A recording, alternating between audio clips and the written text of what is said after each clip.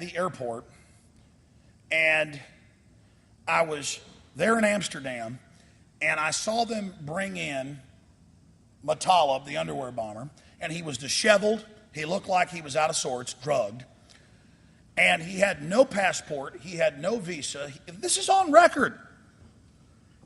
After, not at first. It wasn't on record at first. I get this call. I confirm Kurt Haskell was on the plane with his wife. Later, other witnesses come out. And they describe in Amsterdam, this guy gets bypassed the naked body scanners they already had. He gets through the scanners. He gets through the checkpoint. And he's at the gate, and he has no passport, no nothing. And they're saying, we're not going to let this guy on. And a sharp-dressed man came and flashed ID and said, you will let him on the plane. And he was so high authority that they let him on the plane, and the rest is history. He had a firecracker in his pants. So now we've all got a naked body scan. Then the FBI goes to Kurt Haskell's office and tells him, you didn't see that, it didn't happen. There was a lot of other stuff going on the plane. But it's a long story we've covered on the radio. And for 2 months, they lied and said that Kurt Haskell wasn't telling the truth.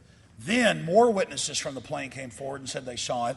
And the undersecretary for visas, number 2 position in the State Department, Kennedy, went public and said, yeah, an unnamed U.S. intelligence agency ordered us to help him get on the plane.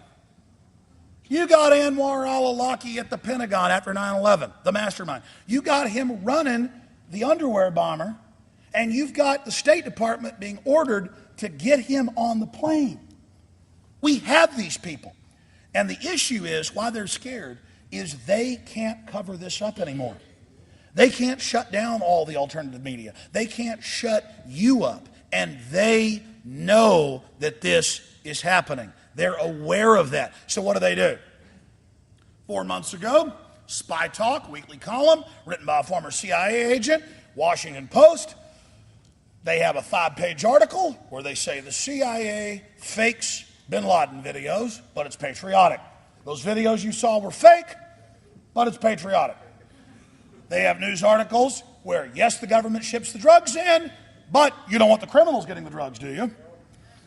They come out, yeah, the Gulf of Tonkin was staged, yeah, we did this, yeah, we did that, in an attempt to take our power of disclosure away. But it doesn't work. See, before they could tell you, there's no world government, there's no CFR plan to bankrupt the world economy and call for a global currency that's backed up by carbon taxes. But Dr. Stan Monteith, 48 years ago, didn't care if they laughed at him. I didn't care 15 years ago they laughed at me. You didn't care if your neighbor last week laughed at you. We told the truth.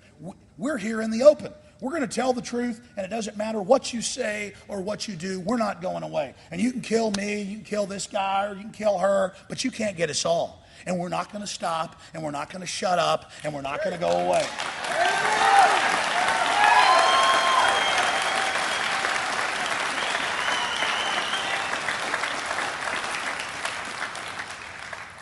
And that's why I say, in resistance is victory.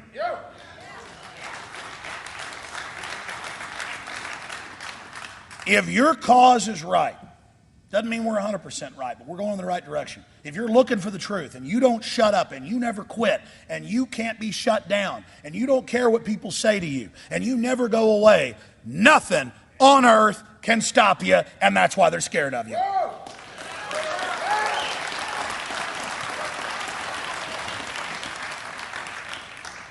They're scared of you because you carry the light of truth and honor and everything that's good in your soul. And when you turn that loose, there's nothing on this planet that can stop you.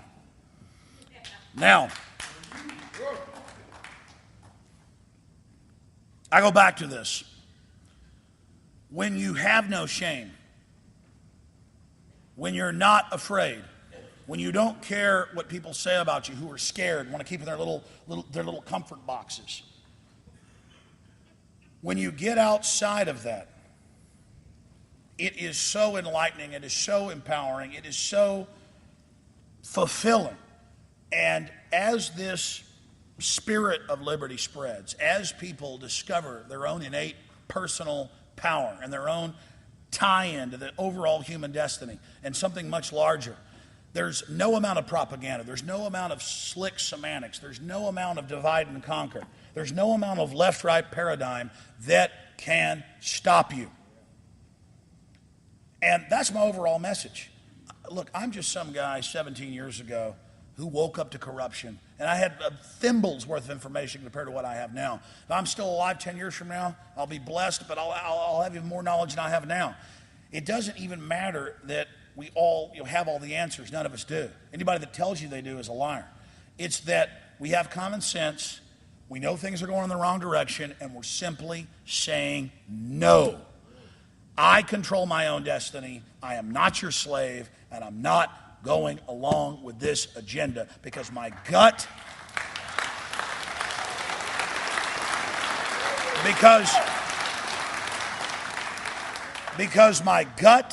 because my instinct, everything I am tells me we're going in the wrong direction.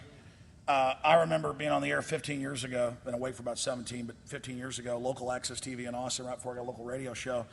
And I remember the death threats and the attacks in the city attempting to keep me off access television. I remember all those things happening.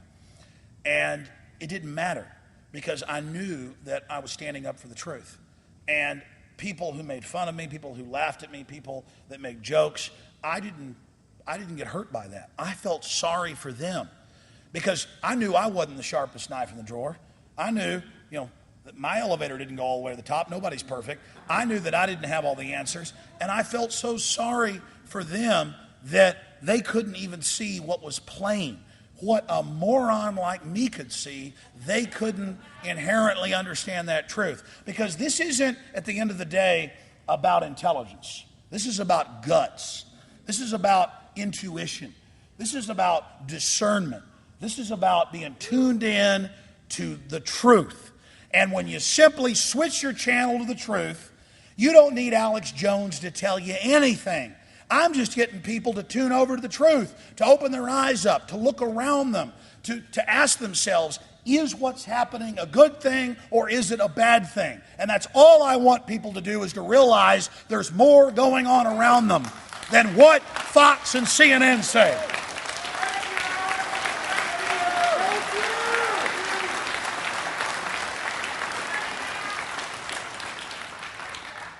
And that's the key.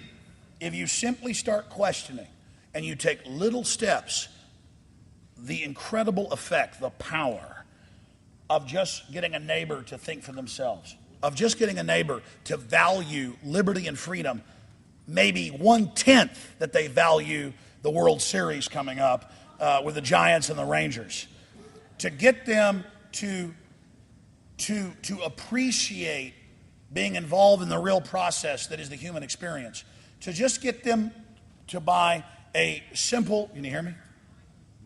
Now we'll be able to. People can't hear me? The problem is this microphone doesn't go on this right here. What'd you say? Well, that's upsetting. People can't hear me? Yeah, it's very upsetting. Some folks are saying. Can you hear me? What about folks up there in the top? All right, I'll sit here and hold this microphone. Waging war on corruption.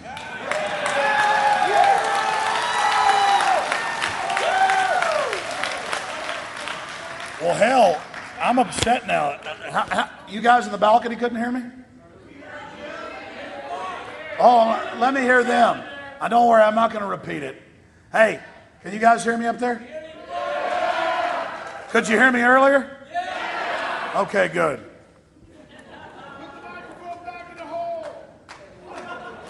Well, it doesn't fit in here. It won't fit in there. Hey, that's an idea. Duct tape that sucker. I just hate holding a microphone, so.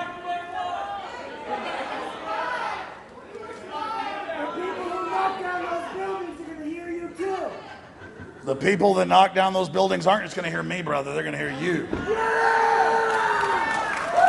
Because by this guy taking this and putting it on YouTube or doing his own videos, he's going to reach millions of people.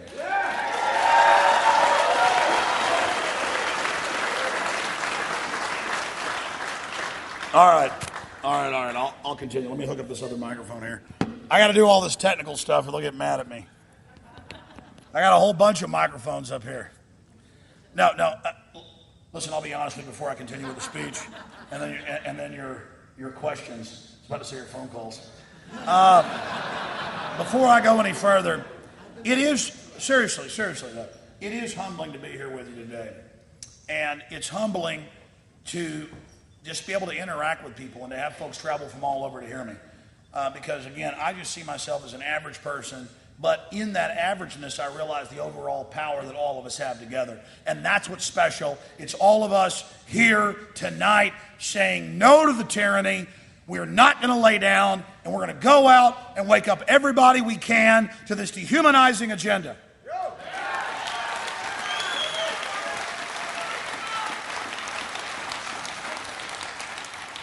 And I want to say something to all the great security people and police that are here. I felt like I was carrying the nuclear football, or nuclear, as George W. Bush would say, from Kennebunkport, Maine. Seriously, I like pulled up, and there was like they were rushing me in here, and I do appreciate them. And that speaks to compartmentalization. You know, I see the national media, and I see how they show all these police brutality videos. And if you just go back 5 years ago, I would get very, very upset by those. And those are wrong on a case-by-case basis. But then I began to read more of the declassified psychological warfare manuals and things out there, and I began to understand that at a limited level, I'd actually played into the globalist plan. And all of us do. None of us are perfect. The fact is we're moving in the right direction. You know, a lot of people don't get politically involved because they want to have it perfectly developed before they say anything or do anything. The truth is we're not perfect. And it's in that imperfection that's the beauty of our species.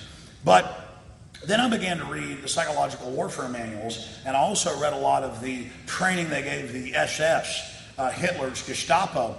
And they liked early on in 1933, once Hitler was in power, to have their police go out and do abusive things so that the public would then, at least segments of them, start to hate them. And then as the public began to start hating the police, that's what they wanted. They wanted the police to feel like they were in their own group. They were in their own separate organization. The Nazis called it the cement of blood.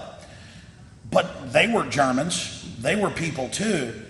And the secret here is that police are compartmentalized just like everybody else. They're human beings as well. And over the years, I've had police send me so many documents, the MIAC and Homeland Security reports and countless others, where the government is training to take on gun owners and libertarians and conservatives and anti-war activists. None of this has to do with Al-Qaeda. Over 90% of the training deals with the American people.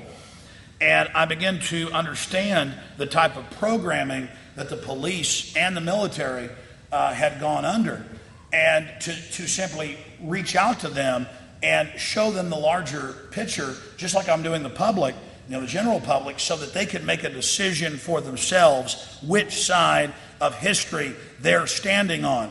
Because the truth is, they shop at the same grocery stores. They go to the same churches and mosques and synagogues. They go to the same ball games. They have hopes and dreams for their children, just like we do.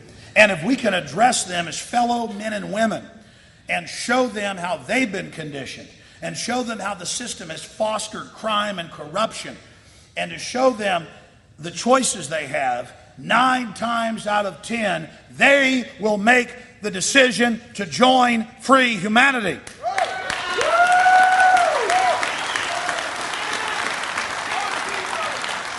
Now, that said, and anybody can search this, out of Maryland or even Los Angeles, for more than 15 years, they try as hard as they can to not hire any police officers with 100 IQ or higher.